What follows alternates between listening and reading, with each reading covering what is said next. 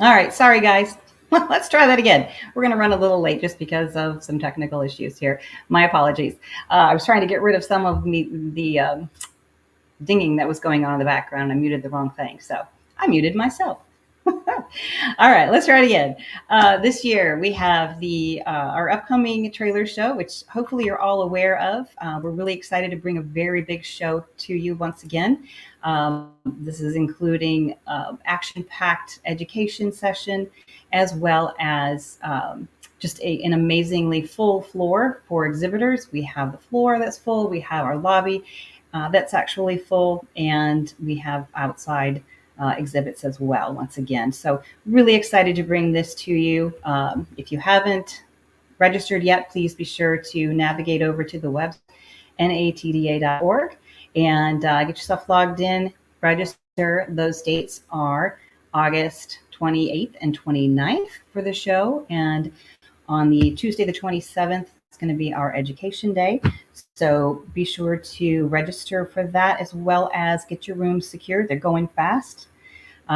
Secondly, we have upcoming, really excited to be able to offer our second show of the year. This is a first for us. We're premiering our very first Trailer Tech Expo in Reno in February of 2025. And this is going to be on February 27th, 25th through the 27th. And it'll be all things tech and all things innovation. So a little different than the big show. And we're excited to be able to open that registration actually at the show this year, at the big show in Nashville. So we look forward to seeing you, hopefully, at both shows. So let's go from there. Caitlin, you want to take this one?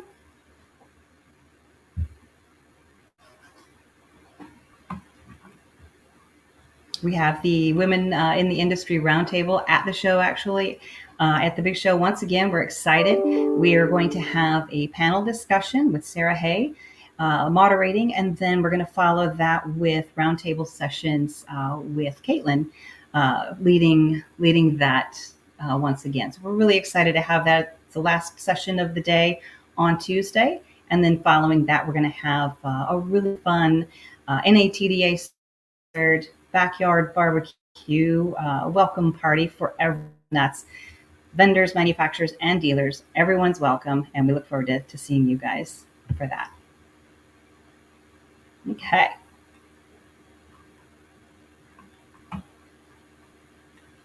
Now Caitlin can come in.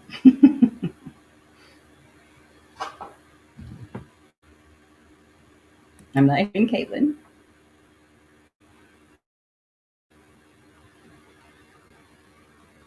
Okay.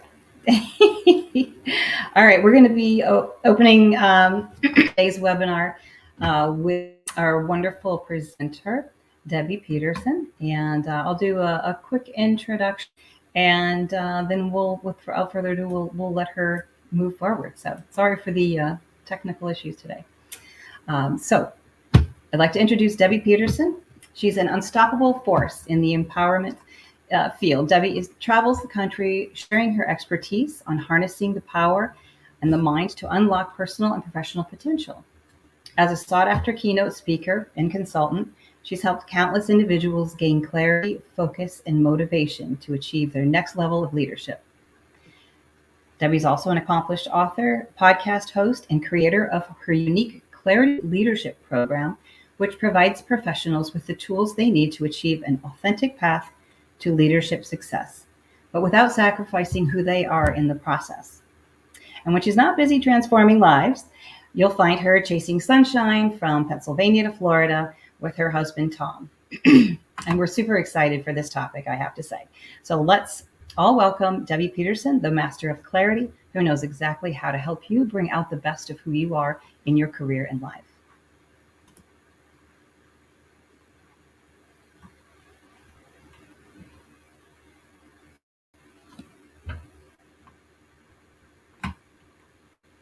Lot going on, and I want to make sure that you get as much actionable information as you can. So today is about 3 tools for you to project confident presence inside and out. And let me just say that this is a journey. It is not a destination. It is not a one and done. So what you learn today, you get to put into practice as you move forward. So let's just start with your imagination. So if you daydream, your imagination, if you dream at night, your imagination is creative, it communicates with you.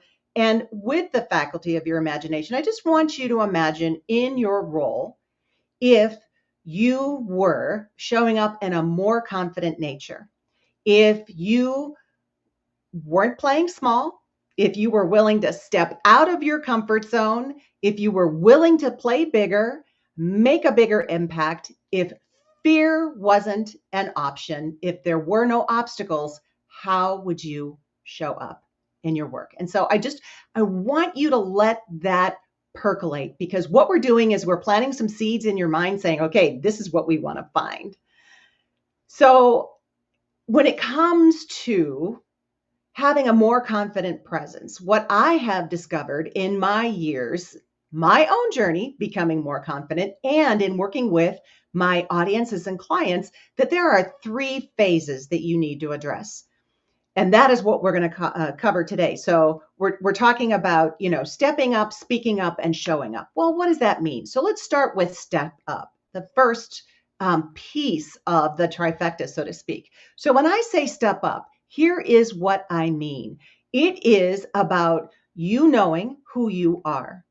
It is about you understanding who you are at your core, what resonates with you, what doesn't resonate with you, and having that attitude that allows you to move forward. It is right here. This 6 inches between your own 2 ears is where step up comes into play. The next phase that we're going to be covering today is speaking up. So speak up. There is a lot of research around women and communication and speaking up. We're going to cover some of that, as well as some tips to help you do that in a more confident manner. And then finally, the third piece of the trifecta is how you show up. So, step up is what's going on in your head. Speak up is what's coming out of your mouth. Show up is your physiology. Because communication is so much more than words. It's so much more than the words that you say. So you've got to consider all 3. So who am I, first of all, and why should you listen to me? Well, you heard my bio, but some of the things that I want to share with you are that I'm a keynote speaker, and I travel the country speaking primarily to women in leadership and emerging leaders, because I feel that those are the 2 demographics where I can have the biggest input, that I can help them uncover their answers, because I will share with you, it is not about adding to who you are to show up more confidently, to have a more confident presence. It is about discovering what is covering you up. Okay. So in the middle there in this picture, just a little bit about my journey. I'm a certified speaking professional, which means that I had to be able to demonstrate my commitment to my craft in the keynotes that I delivered, in the clients that I worked for. And I achieved my CSP designation last year. So that was a really big deal for me. The other thing is I love what I get to do. So I find ways to be able to generate content to help you get out of your own way and to identify what's next, craft that vision of what's next, and then give you tools to get there. Because, a goal without a plan is just a wish. And I want more for you than just a wish. So I've got a podcast and I've got a YouTube channel that I am putting content out every single week, in addition to my newsletter. You'll see on the bottom left, the consulting that I get to do with my clients, leadership development consulting and career development consulting that I do for organizations. And I'm a published author. So what makes me happiest is to share clarity with people who need it so that they uncover their own answers. Because let me be clear, it is not about what I say. It is about what you discover about you. So, how do we do this? Well, the first place we're going to start is with mindset. So, when it comes to mindset, what I am talking about literally is what is going on between these 6 inches, between your own two ears. And here's why this is so important. And I'm not sure if you're familiar with this or not, but 95% of our thinking is unconscious. 95% of the thoughts that we have each and every day, we don't even know that we're having these thoughts. We are totally unaware of these thoughts. Only 5% is conscious. So let me give you an example. As you're either maybe sitting in your office or sitting in your car or your home office, wherever you may be, tuning into this webinar, which I am so glad that you are here, you are breathing and you are, your heart is beating and your eyes are blinking, but you're not thinking about that, right? You're tuned into the webinar. But when I mentioned eyes blinking and breathing, you started paying attention to it. So your mind runs your body in the background. I mean, you don't have to think consciously about blink. Okay, heartbeat. Okay, take a breath. Okay, blink again, heartbeat again. It happens in the background. Your mind runs your body and it does it on automatic pilot and it does a phenomenal job. So you just leave it to do what it needs to do best, right? But there is so much information coming to us in any given second that we can't process it all. As human beings, we have limited bandwidth. There is only so much that we can pick up and do something with, that we can be consciously aware of. And so we have to pick and choose what we pay attention to. So for instance, how is the chair that you're sitting in? Is it comfortable? Maybe it's a recliner and, I'm going to have to do a little extra tap dance to make sure that you stay awake. Maybe you're in an office chair and it's not that comfortable. You might be thinking about getting another one. But the point is, you were not thinking about the chair that you were sitting in until I called it into your attention, your conscious awareness. And that is how it happens. Most of our thinking is in the background, and then something happens and causes us to bring a piece of it into the conscious awareness. If I ask you, think about your bedroom when you were a little kid. What color were the walls on your room? What color were the walls in your room? And go ahead and put it in the chat. I want to hear from you. We're going to warm you guys up. What color was your bedroom when you were a little kid? So go ahead and type that in the chat if you can. If you're in a place, pink. Good deal. Yellow. Ooh, our kitchen was yellow. I love yellow. Blue and green, floral wallpaper, white, pink, turquoise. Very cool. Hopefully there are some happy memories in that room, but you were seriously not thinking about the color of your room when you were a little kid prior to me bringing it up. When I posed that question to you, you went into your unconscious and you pulled it up. Okay? How many of you, give me a yes or a no, remember your phone number from when you were a little kid? How many of you remember your phone number from when you were a little kid? Yeah. And again, that wasn't anything that you were thinking about before. It's my Kroger number. Good deal. Well, then you can't forget it, huh? So some of you do, some of you don't, it just depends. But for the most of you that do remember it, it came from the unconscious. And that is kind of how things work for us, is that we only have limited capacity to keep things in our conscious and the rest goes into the background. But this is why mindset is so important, because we can use our mind as a tool to get anything that we want. Okay? And what happens is what we pay attention to, what it is that we think about, what it is that we put focus on, plants a seed in our mind and says, this is what I want to find. Okay?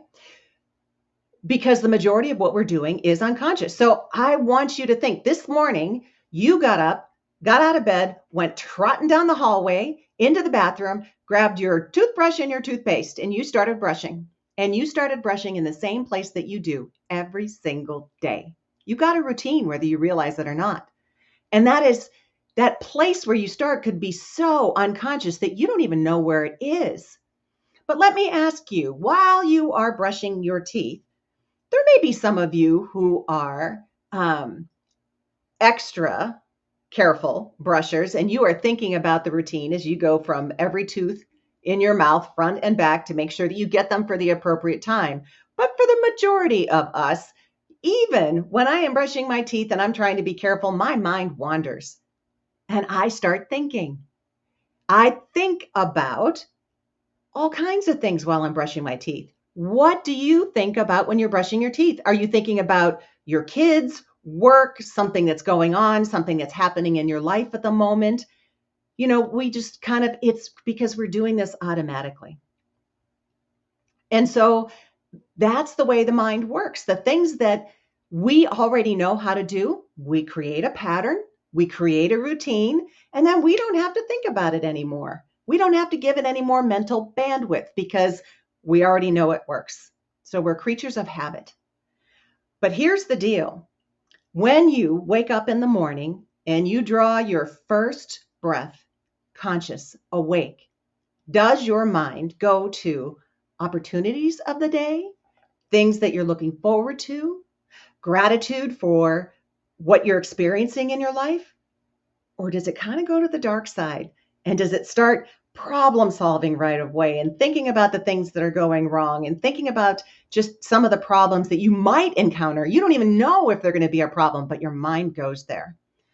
Sometimes when it comes to everything that we have going on in our lives, and we have a lot going on. When it comes to everything that we have going on in our lives, we just keep thinking about it and thinking about it. And it's like a cloak of worries that each and every day we wake up, it's a new day, and we reach over and we take that cloak and we put it on for another round, for another day.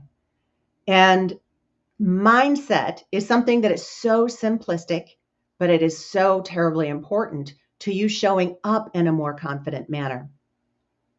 Now, let me give you an example of how your mind can work for you. If you, and I want you to put this in the chat, if you could buy any new car, what car would you buy? What model? What color? Go ahead and put it in the chat. If you could buy any new car, what car would it be? What model? What color?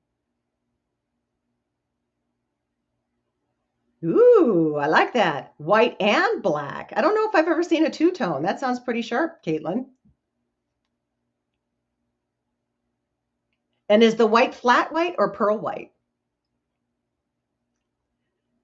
Okay, Susan says a platinum Highlander.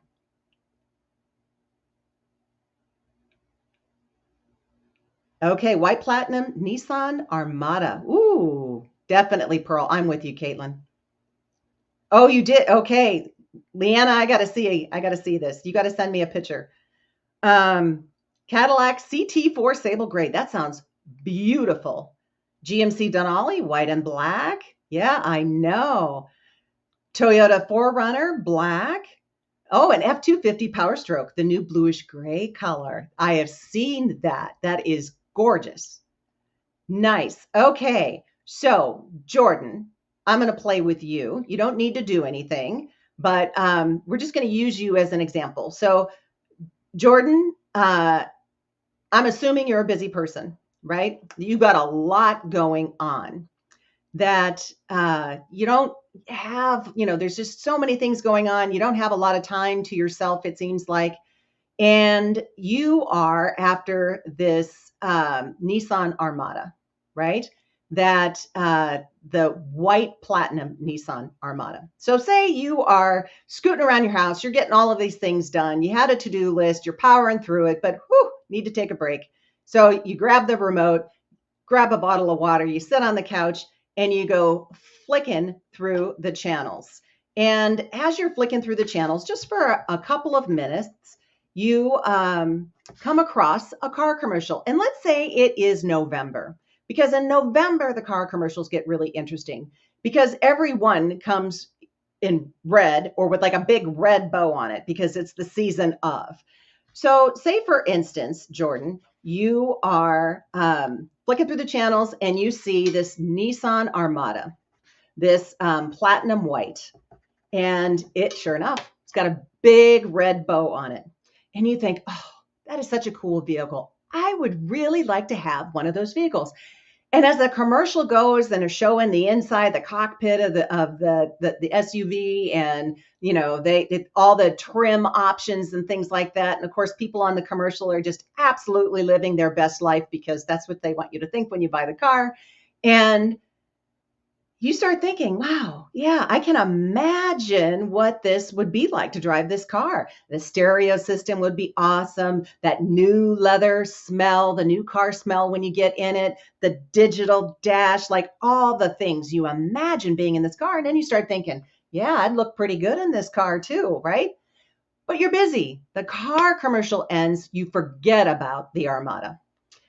But a couple of days later, you come walking out of a building, and there in the corner of the parking lot, away from all the other cars so it won't get dinged, is that platinum white Nissan Armada. And you think, oh, wow, that really is a cool car. I would really like to have that car. But then again, you forget about it. You are in your vehicle and you are driving home. You stop at a traffic light. You happen to look over and there's a bank. And in the drive-through teller is another platinum white Nissan Armada. And you're like, wow, those cars are everywhere. You get home and there's one in your neighbor's driveway 2 doors down. It is like that car is absolutely everywhere now. Has that ever happened to you before? Yes or no? Put it in the chat. Has that ever happened to you before with a car or with something else that once you saw it, you can't unsee it? Yes, because that is how your mind works. When Jordan saw the car, paid attention to the commercial in the car, and started thinking about the experience of owning that car, planted a seed and said, this is what I want to find. Planted a seed in the mind and said, this is what I want to find. And so that became instruction to your mind. And your mind eliminated, the sports cars and the convertibles, and it eliminated the black and the blue, and it brought you that platinum white Armada. And that's how it works. That's how your mind can work for you when you plan and plant something in your mind to find. So, right, Lacey, you purchase a car and then all of a sudden it's like everybody else is driving one, right? So that is how it works. And that is your competitive advantage when it comes to you getting anything that you want in your career, in your life, but especially as it comes to showing up in a certain way. That is why we always start with mindset, because it drives the process. So let's dive a little bit into step up. So step up is right here. Step up is between your own 2 ears, the 6 inches between your own 2 ears. It is in your head. And when I say step up, it is about you knowing who you are authentically, what your skills and your gifts are, because believe me, you have them. You were born with them. There is no one else like you on this planet. Even identical twins have differences. There is no one like you. You are, therefore, an original, and you are not meant to be like anyone else. But what happens is that we sometimes think stories in our head. We hear stories in our head, and they're not true. We have, we say things to ourselves we would never say to another human being, right? And it keeps us small. So stepping up is about having the right mindset, having the right attitude about you and who you are, and being clear about what it is that you bring to the table. Because believe me, you are there to shape the organization. And if you are not shaping the organization with your skills, with your gifts, if you're not confidently sharing them, then the organization is shaping you. And that's a loss for everyone involved, because in today's world, it is and. It's not men or women. It's and. It is both of us. And this requires that you have that ability to step up out of your comfort zone, step into who it is that you are. But what gets in the way? Limiting beliefs. Limiting beliefs stop us in our tracks. So limiting beliefs are just that. They are beliefs that we have that limit us, that hold us back, that keep us playing small, that don't allow us to grow, don't allow us to evolve, that don't allow us to make a bigger impact with who we are, for ourselves, for our organization, and for the industry. So, the interesting thing about limiting beliefs is we create them. They are constructed by us. Your limiting beliefs, those beliefs that you have that keep you small, that hold you down, that hold you back, were put together by you. And this is how it happens. So, for instance, say you had something happen. Maybe it was at work, maybe it was at home. And whatever happened, maybe you were embarrassed, maybe you were disrespected or humiliated, but something happened and it wasn't favorable. It didn't feel good. And so you are a little leery, you're a little gun shy. You're kind of like, I don't know if I want to go there. And maybe you try, but you don't have a good experience again. So I'll give you an example of this. What happens when we do this is that we plant that seed in our mind and say, oh boy, yeah, I don't want to do that again. That's not for me. I'm not good at that. Oh, I'm not anywhere near good enough for that. I won't be able to do anything like that. I'm just not able. That's not for me. We plant those seeds. And the thing is, once you plant that seed, that's where your focus goes. And there is something called confirmation bias. And that is that we seek to confirm what it is that we believe.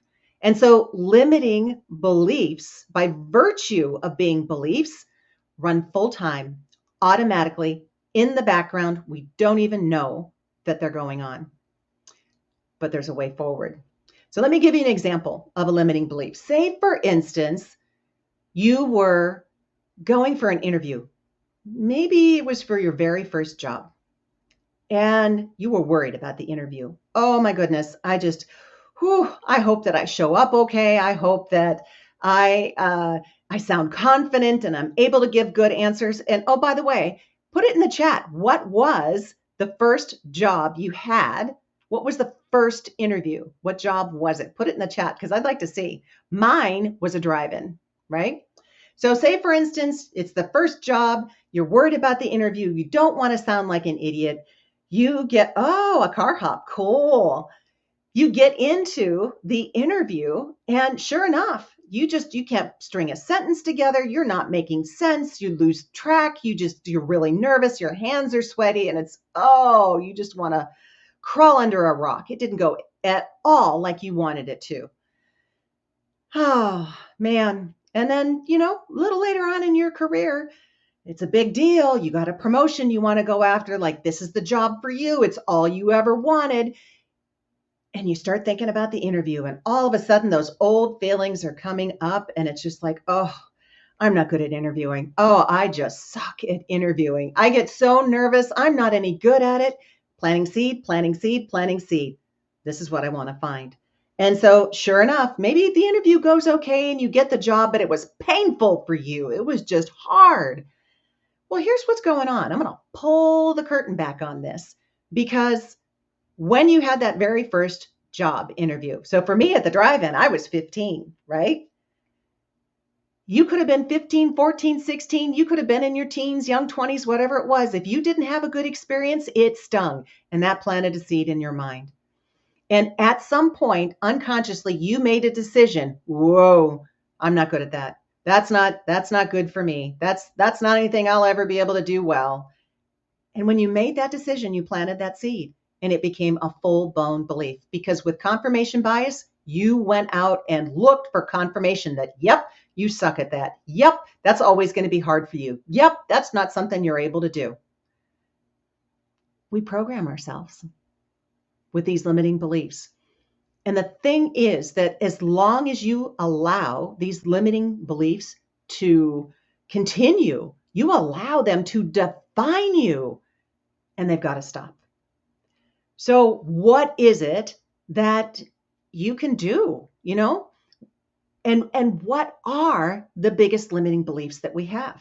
Well, I'll tell you, when it comes to limiting beliefs, some of the biggest ones that we have are, I had a different slide in here. I don't know where it went, but it's on the other side. Hold a second. We'll go to this one, then I'll go back. The top 5 limiting beliefs. They are, and I want you to listen for these words because I'm going to plant a seed in your mind. And this is what I want you to pay attention to. Imposter syndrome. If you suffer from imposter syndrome, that is a limiting belief about whatever it is that you are thinking about, whatever it is that you point it towards. And here's what I want to let you know. I read this and it made such an impact in my life. An imposter, a true, actual imposter, knows that they are an imposter. They know that they are trying to fool everyone because they absolutely know they're telling a lie. More than likely, if you are suffering from imposter syndrome, that's not you. That's not you.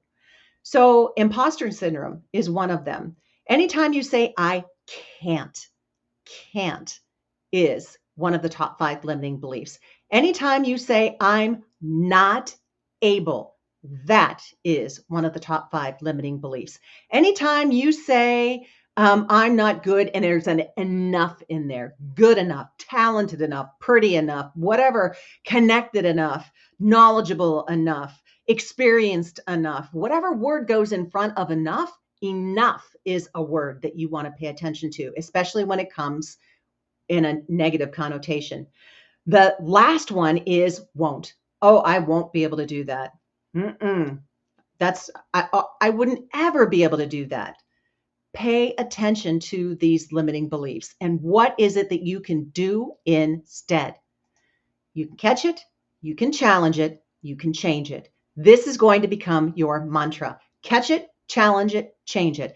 Anytime you hear that voice in your head saying, oh no, no, I don't belong here. I'm not good enough. Oh, I could never do that. I can't do that. Anytime you catch yourself thinking that way, that internal dialogue going that way, or even external verbally, that's a win. Even if you're saying it, that's okay. Once you catch it, that is a win because only by being aware of it can you do anything about it. So you catch it first and foremost. You challenge it. That's the second piece of this. How do you know this is true? How do you know you can't do it? You haven't even done it yet. How do you know that you won't be able to do it? You haven't done it yet. It hasn't occurred. How do you know that it's not for you if you haven't put in your best effort, given it the good old-fashioned try? Unless you do. You don't have factual information. So when I say challenge it, I mean investigate it. Like get into it. I mean, I remember like your mom would. You know, when your mom knows that you did something and she is all over it, like she is sniffing it out, she is determined to get at the bottom of it. That kind of challenge. That's what I mean. I mean, when I was little, Deborah, I knew I was in trouble. When I heard Deborah Sue, I knew I was really in trouble. That is how I want you to challenge it. I want you to factually get to the bottom of it. And then I want you to change it. So the third piece is always change it. What do you want instead? You want to be able to do it. You want to be able to give it a good, honest try. You want to believe in yourself that you can do this, to say yes, even if you're nervous anyway. So catch it, challenge it, change it. That is what I want you to keep in mind because that's what we're going to go back to throughout the rest of the presentation. Speak up is the second piece of this. So there is a lot of factual information about speaking up. Women tend not to do it as much. And I wanted to make sure that I had some more recent studies. So I went through and I found some of the consequences of not speaking up, not asking for what we need, not advocating for ourselves and what it is that we want. I want to talk about the consequences. So, you know, some of the things that happen is that we're interrupted. We're talked over. When we don't speak up for ourselves or nip that in the bud, then we're allowing someone else to have say over us. In a Pew Research statistic, they found that 58% of Americans believe that women have to work harder. And not speaking up is putting us squarely in that position. In another Business News Daily study, they talked about the only experience where in a C-suite or at an executive level, there is only one woman at the table. So us not speaking up and advocating for what it is that we need to be able to do our jobs, to make the impact that we were born to make in our roles at our organizations and in this industry, speaking up is and not speaking up is holding us back. So what are some of the things that you can do? Well, you guessed it. We're going to the same place. Catch it, challenge it, and change it. Anytime you have an idea and you don't verbalize it, I want you to catch that. Just notice that. So again, even if you don't do anything with it, catching it is so important because you can't change anything unless you're aware of it first. All belief and change happens at the unconscious, and we've got to bring it there. We've got to bring it into our conscious awareness, and that's what we do when we catch it. So we want to challenge it. We want to challenge it and say, hey, I have something to say. I have an idea. I have something I wish to say. I have some input. I have something to contribute at another level. I have something to contribute from a professional development standpoint. I have something I need from a conference or an event in order to professionally develop so I can contribute to my organization, and I'm going to ask for it. So that is how you challenge it. You know, you're going to get yourself to that point where, okay, I haven't done it in the past. I've let it go by. I've let someone talk over me. I've not spoken up when I've had an idea. I'm not contributing as much as I can. I am not asking for another role. I am not asking to go to professional development opportunities or find a mentor or a sponsor, because it could be that fear is holding us back. So you're going to challenge that, and then you're going to change it. So what are the things that you can do instead? Well, I'm so glad that you asked. So one of the things that can help set you up in a bigger way from a confident presence is to prepare for meetings thoroughly. If you are going into a meeting and you have the agenda or you know what the meeting is about, what is it that you need to prepare to go in there? What is it that you need to know about? Not just wing it, but give some very intentional thought to so that you are prepared for your meeting. Maybe you take in an index card, and you just got some bullet points on there. Okay, this is what I want to contribute. This is what I want to make sure that I say. But that you are prepared going into meetings. That is something that will help you to change it, to be able to speak up in a more confident fashion. It is about practicing speaking up. Sometimes that's the biggest hurdle. So there's the law of inertia, and that's, something is at rest and then you want to get it into motion. So sometimes the energy that it takes to get you into a new habit is the one that takes the most effort. So getting used to speaking up, challenging yourself to say, hey, I'm going to speak up at least once in every meeting.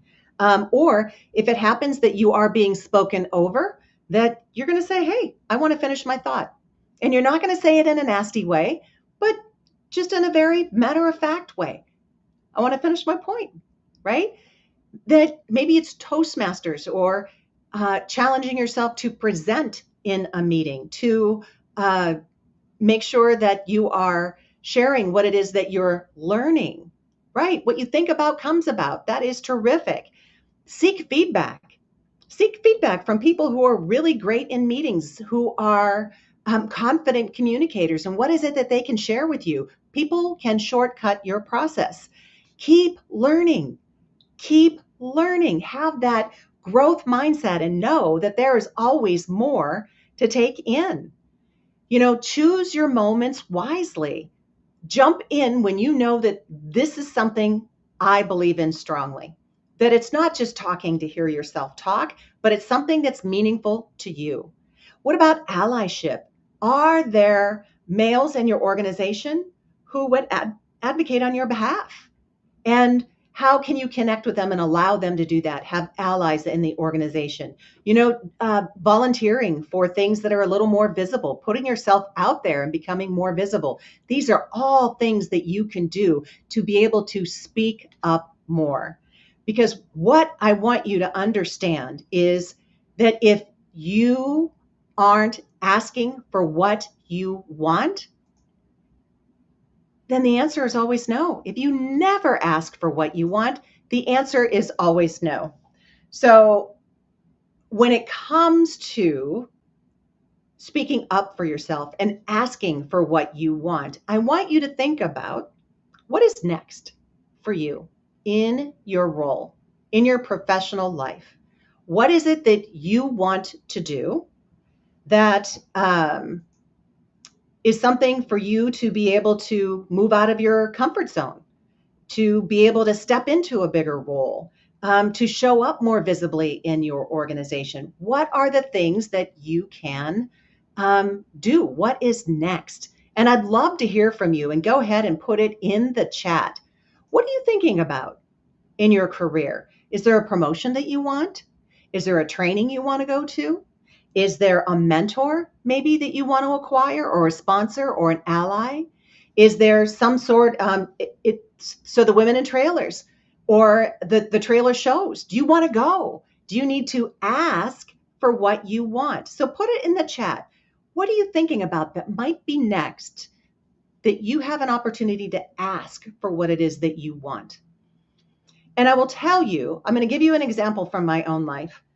And this was back when I was in corporate. I started in a role, and they didn't have a position in mind when they hired me, but they just knew that from this corporate skills that I had had in the past, that for this particular startup, I would have a lot to lend it.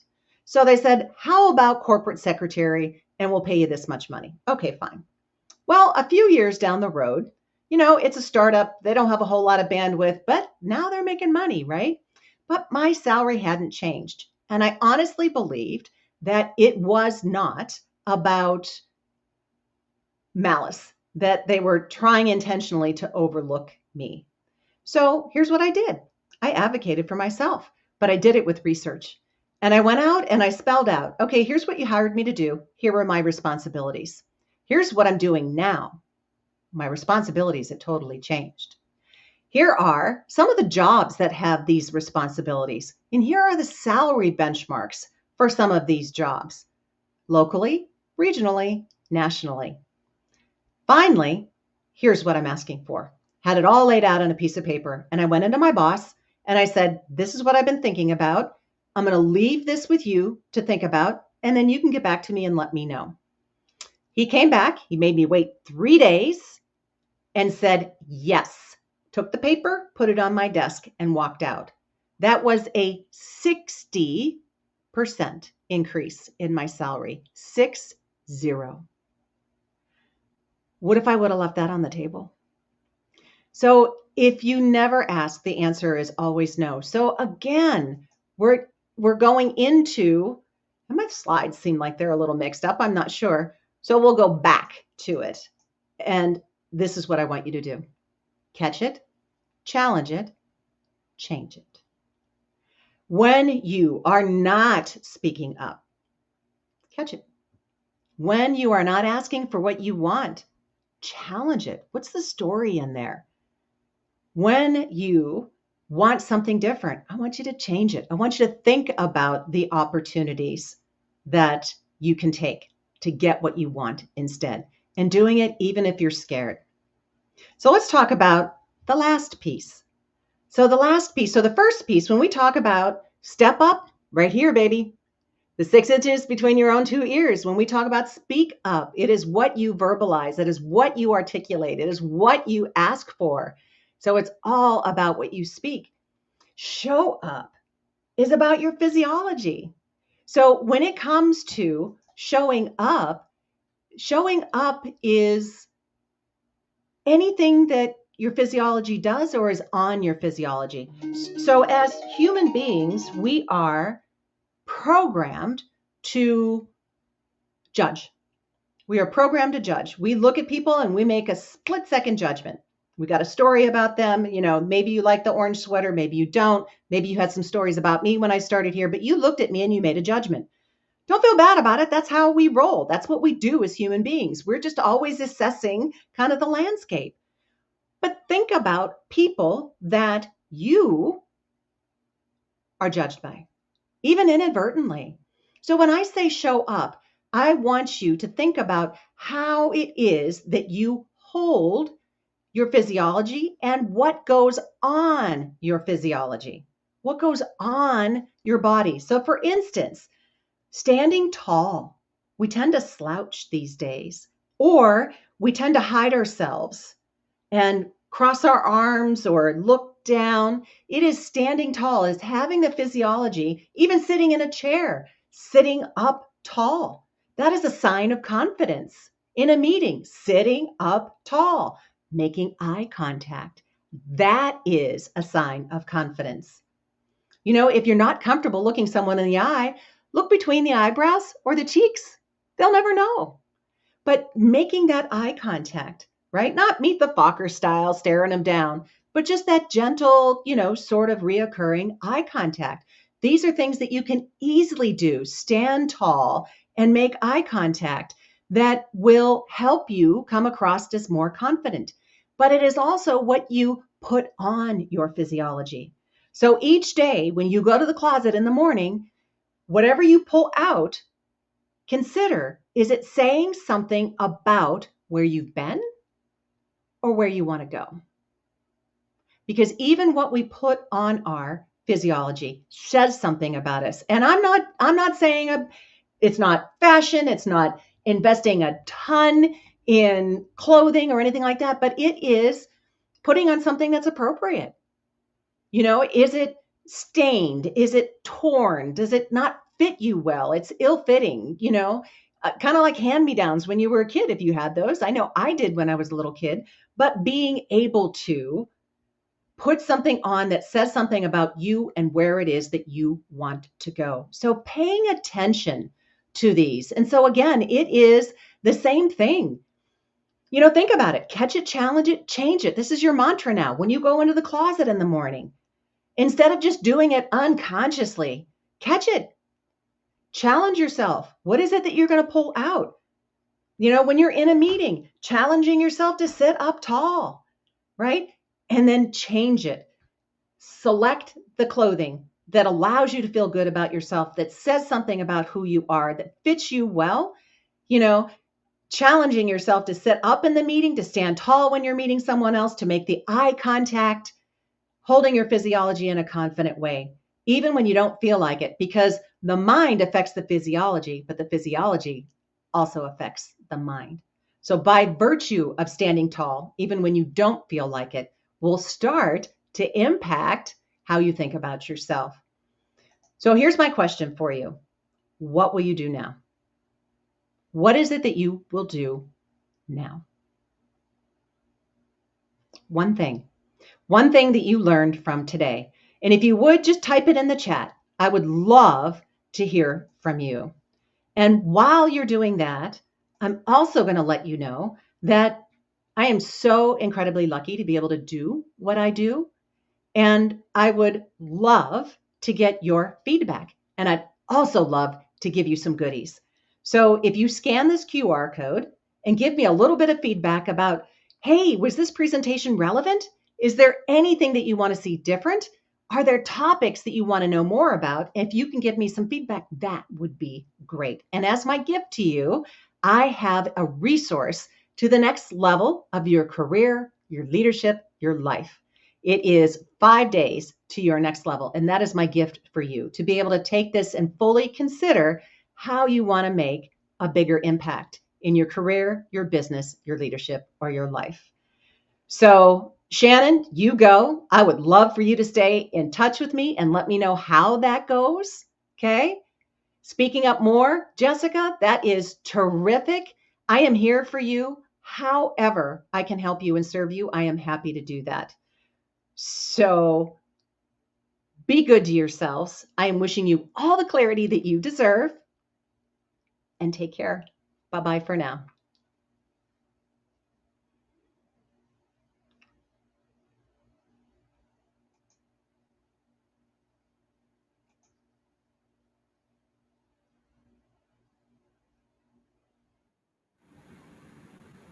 Thanks so much, Debbie. That was amazing. Wasn't that great, guys?